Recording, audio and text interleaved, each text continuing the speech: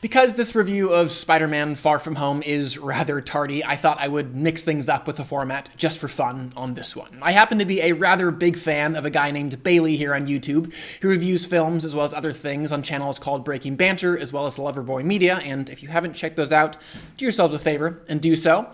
And being such a big fan, I did what I rarely do, which is actually watch his review for Spider-Man Far From Home before seeing it myself. And now that I've seen it, I thought it would be kind of just fun to directly respond to some of the points that he made in his review, both the positive and the negative. But before I do so, I did want to say, especially since I am addressing specific points made by a fellow YouTube reviewer, film is incredibly subjective, which means not only was Bailey's opinion of this film completely valid, the places where we actually disagree shouldn't be seen as negative, but actually positive. It would be incredibly silly of me or anyone else to think that we've arrived when it comes to our opinion on a given piece of art. And actually, hearing and genuinely seeking to understand differing points of view is incredibly helpful in that process.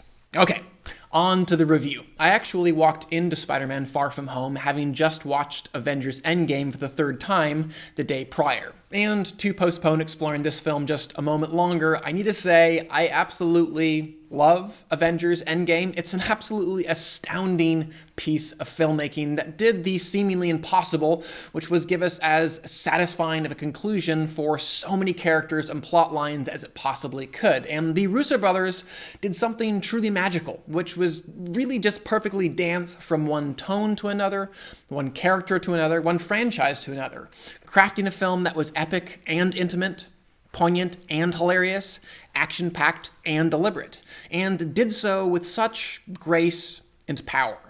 And spoilers for Endgame, when the final dramatic turns of that film occurred from, again, spoilers, the death of Tony Stark to the passing of the Captain America mantle, I just completely loved the very sincere tone with which those moments were handled. It just felt so respectful to the characters that I'd been with for the last 11 years and just felt so right for me as an audience member. There were absolutely tears in my eyes throughout that film, and especially the final 20 minutes, and they just felt so earned and so right.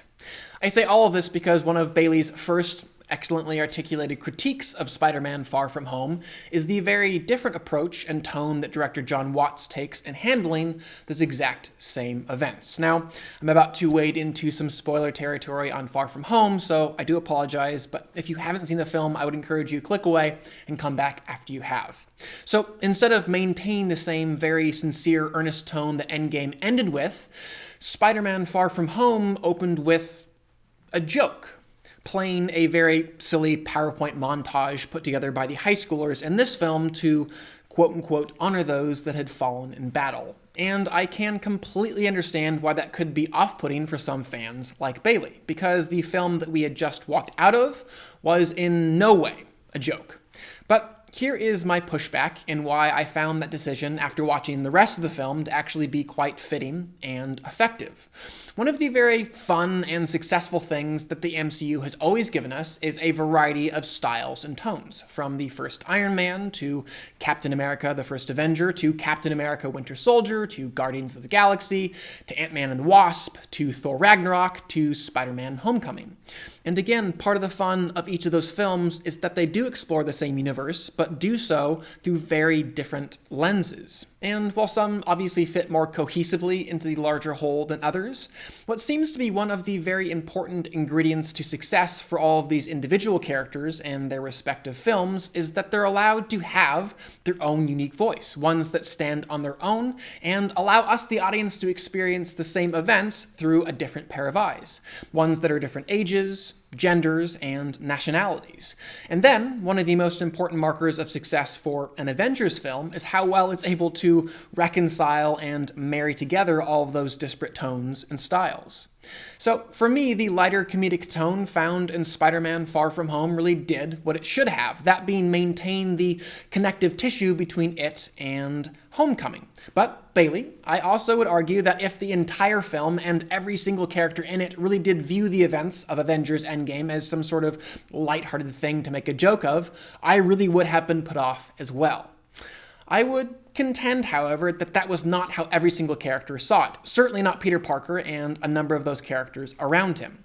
Though often each of those characters tried to put on a brave face, sometimes even using joking as a defense mechanism, it became more and more clear as the film went along that this was no laughing matter to them at all.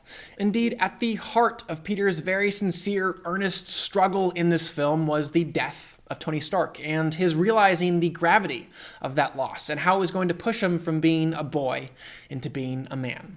Something else that Bailey mentioned in his review was just how Peter kind of lacked a real sense of proactivity in this film. How things would just often sort of happen to him and just pull him against his will into another conflict. And I completely agree with Bailey that this could merely be a sign of some rather lazy screenwriting, because most of the time you really do want your hero to be proactive, driving the plot with his or her desires. Most of the time. But again, in this specific instance, with the character of Peter, looking at the growth that the screenwriters wanted him to undergo from the beginning of the film to the end of the film, it actually makes a great deal of sense to make him rather inactive. In this instance, it's actually quite logical to write a character who isn't, initially anyways, driving the action, to actually make him a character who's actively running from it. At the start of the film, Peter was someone who wanted to escape responsibility, who wanted to run away from the fight, who wanted a break from being the hero. So again, in that first half, it actually made a lot of sense, I thought anyways, to have Peter ignore that call to be the hero, to ignore that fight that kept on knocking on his door, because that was part of the character arc that the screenwriters were trying to detail and explore in this film. There were, however, a couple of points that Bailey made that I wholeheartedly agree with, unfortunately, because they were negative points, that I would like to echo here as well. The first has to do with Mysterio. Now, as soon as it was revealed that he was nothing more than yet another disgruntled ex-employee of Tony Stark who, along with others, was using special effects technology to dupe the world into believing that he was the next big superhero, I really did like the character. I especially liked any time that he pulled Peter completely into his world of illusions and tricks, just the visuals being so fresh and exciting.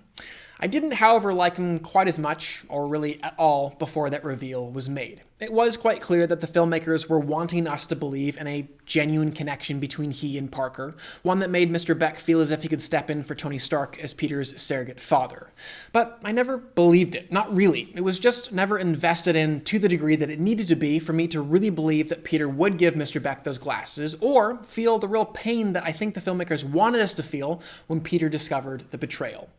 Another relationship that I, like Bailey, never thought that the filmmakers got a solid grasp on was that between MJ and Peter. With the former character especially, she just always felt a bit like April from Parks and Recreation, just this amalgamation of bizarre, morbid tastes and repressed emotions, with no clear underlying human relatable reason why. As such, her and Peter's budding romance really was just a series of awkward interactions instead of something that I could really invest in and root for. Now, look, the screenwriters and filmmakers may have something great in store for us in the next chapter, but unfortunately, in this chapter, I did find it rather dull. All in all, though, I rather enjoyed this newest Spider-Man. I will agree with you, Bailey, it did indeed have some growing pains, but I really did enjoy watching my boy Spider-Man wrestle with the responsibility of taking over Tony Stark's mantle, and that felt both respectful to what had come before, as well as very much what Spider-Man has always been about. And for all these reasons, I will give the film a 3.5 out of 5 and a heart. It's also worth noting that in not too long at all, we will be getting Black Panther 2 as well as Doctor Strange 2, which I would imagine would deal with the repercussions of Endgame in an even grander, more grounded way than this film. So we have definitely that to look forward to as well. Again, if you guys have not checked out Bailey's channels, Breaking Banter and Loverboy Media, do yourselves a favor and do so. Bailey, you are the best. Thank you so much for encouraging great conversation and great thought. And to the rest of you guys, keep that stuff going. Comment below. Let me know what you guys thought of this film. And finally, please do subscribe. I'm going to continue to review films and television on this channel, and I would love for you to stay up to date on all of those things. But for now, I'm Chris Hartwell. This is The Heartbeat. Thank you for joining me.